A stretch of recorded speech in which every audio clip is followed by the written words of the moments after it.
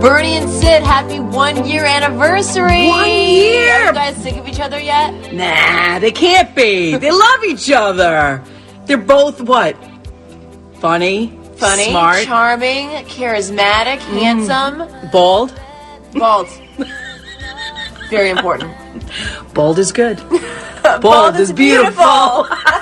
We love you, Bernie and Sid. Mwah. Happy 1 year anniversary. And you too, Jill. Many more. We love you, too. Of course, the girls locally, Channel 5, early in the morning before Lori Stokes and Rosanna Scotto. That's Suki Sukanya and Jen Lormers on Fox 5 New York. Very sweet. You know, we do have another open, which is funny because Lisa Lampanelli is going to join us momentarily. She's in the other open. We didn't play that one. Do want to send a couple of shout-outs to folks that are on this show every week that we may not hear from today. Folks like Arthur Idala on every Friday, Joe Tacopina on every couple of weeks, if not weekly now, Anthony Scaramucci, Rich Lowry, all these folks that are on the show every week that have made the show a huge success. But when you talk about the best comedians in the world, you got to start with Lisa Lampanelli. Lisa has been great to us from the very, very beginning, had that great Broadway show we went to see. She's been hilarious on this show many, many, many times, become a good friend. And, you know, when you think about the fact that even a guy like Howard Stern loves to have Lisa on, and Lisa publicly says that this is the one show she thinks is even better than the Howard Stern show. That's all you need to know. That's high praise. And that's why she's been invited on the 1 year anniversary show just for that comment. So here she is. That not true? I'm just hoping none of Howard's fans are listening and thinks that's true. I mean, you could. How about this? Okay, here's. How about I say this? Excluding. Okay, you are my favorite terrestrial radio show. How is that? We'll take it. We'll take that. We'll take it. Absolutely. Yes. There you go. I mean, my dear apologies to any other radio show that's listening at this time. You know I don't mean it. Screw them. Screw them all. No, but I do love you guys. And you want to know what's so funny about it? I had my alarm set for 6 a.m. because I was like, you know what? I'm going to really nail it with Sid and Bernie, even though I'm not a comic anymore. I can go on there and just be witty and charming and delightful. And then I fell back asleep. Guess what happened? I had a nightmare about you guys. I'm not even kidding. You were doing the show from some ramshackle place. You were both sitting on the floor, and you were playing a huge package to introduce me that was only about Amy Schumer. It was, I'm not lying. I literally just woke up at 8 a.m. and went, I freaking hate those guys so much. Yeah. Oh, she is funny. I love her. That's the thing. Maybe that's why she was in the dream, because I'm obsessed with her. And I'm like, oh, my God, but they love her more than me. So No. In fact, you know, it's funny. You would mention her because I was laying in bed with Danielle last night watching Vanderpump Rules. That's a whole other story. And she showed me a picture of a very pregnant Amy Schumer, yes. and it was gross. Sorry. Well, listen, let me tell you something. Pregnant women across the board are disgusting. Come on. Right. I mean, I hate when they say not right. They're glowing. They're guess what? You're just a large person. Stop it. And you know what else? I will say, I'm not going to be too bold on the air and say anything that'll get me banned, but I will say that the nether region is never quite the same. It's true. Nobody wants to go there for a visit. I mean, much that's less not true. A vacation. That is not true, Lisa Lampanelli. But let me ask you this question: have you gone a full lesbian yet? We've talked about this before. No. Guess what happened? I, as you know, 7 years or so celibate. Guess what happened? I don't know. I didn't, go on a full date or nothing. But I find I'm a little more, now that I'm not doing comedy, a little more interested in the opposite sex. Like I'll be out and about and I'll see a guy and I'll go, you know what? Maybe that flower's going to bloom someday after all. Nah. Wow. Well, maybe. Let's hope so. We love you. You're lovely. You're brilliant. You're smart. You're funny. And you're all those things. You know, we were talking to... genius. Yeah. You are. So Anthony Cumia is a good buddy of ours from the Opie and Anthony show. You probably like them. Yeah. You like them more than us, too. And No, I don't. Okay. Well, he does a really good Dice, and he was saying that Andrew Dice Clay is no longer Dice Man. Now he's the nice man because of all this. No. Right. So even I'm a nice man. Right. So even Dice has followed you in this new politically correct era of comedians who stop doing stand-up and stop talking badly about people. Well, no, here's the thing. I retired from stand-up because I wanted to do something else. I wanted to, help humanity, help make these yentas feel better about themselves by coaching them.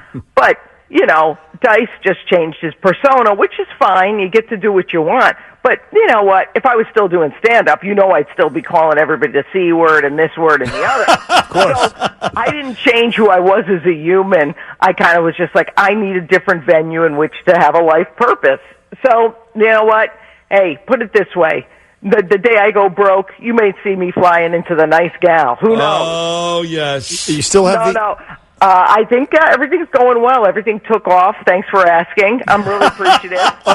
Are you still on Broadway or doing that show? No. No, actually, what we're doing is we tour a storytelling show that is selling really well. I'm doing one in. May I do one shameless plug for my consumer dream nightmare that I just had to have? April 11th at the Ridgefield Playhouse, I'm doing a show called Fat Chance, which is me and a bunch of people talking about their big fat asses and how we lost them, and it's funny and lovable and heartfelt and might bring a tear to your eye or even your nether regions if you're, if they still work. Well, this is what you have. Of course they still work. Are you nuts?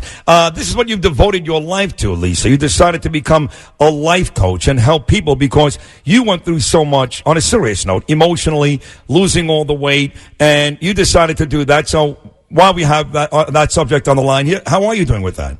Oh, good. Thank God. Listen, today is my weigh-in day. This is what pisses me off. I, even after losing 107 pounds, have to get on a scale once a week and keep myself in check because, you know what, emotional eating, it'll get me where I'm back to where I was. Yeah. And nobody wants to be, sort of taking a huge step backwards. So thank God, we'll keep the weight off, helping other people do it. I had a workshop this weekend that was so good, everybody about making changes in their life. And by the time you leave, believe it or not, even the hardcore Lisa Lampanelli was like, you know what, there's hope for these people. People can move forward. I mean, if you ever want to abandon your horrible radio partner of 1 year, you may say to yourself... That's what I was waiting for. I was going to say she's being too nice. I know, it was too nice for a minute. I got to throw in a little bit of something. No, it's like if you ever want to get rid of Jill, I've always said, I could see them doing better.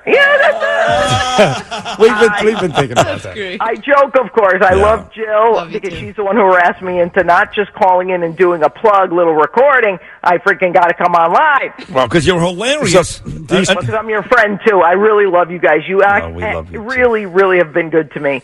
And you know what I'm a little bit confused, though? You say 1 year anniversary. Didn't I meet you before that? Yes. No, we did the midday show for 2 years. Oh, okay. So this is the 1 year anniversary of the real show. Correct. That is the right. real show. Now, are you any closer, Lisa, to admitting publicly that when Dana Carvey and you had anal sex that you were not expecting that?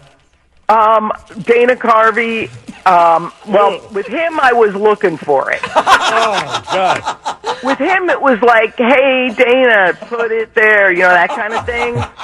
But when it was Steve Martin, it was not consensual. So That's hilarious. Oh, my God. If I'd only had the opportunity to meet Dana Carvey, I would have probably stuck something in there. Oh, my God. Hey, these legends, they don't respect me enough to even meet me. So, you know what? Well, no, Dana, if you're listening, this can be for you. You are funnier than those guys. Believe me when I tell you, you're head and shoulders funnier than they are. But let me ask, do you still have this short purple hair with the glasses and all? You still look like you still look like Rachel Maddow's mother. Listen, let me tell you, grandmother, how dare you? No, it's blue. It's blue. Very lovely. As you know, I've told you, it looks like Justin Bieber and Marge Simpson had a kid. And I will tell you, I don't know what's going on. Maybe because the down below might be opening its flames at some point. Wait, no. Flames, I said. Oh, Yeah, which, believe me, it's grown a little longer. Good. Something's going on. And I actually did, okay, you're going to laugh.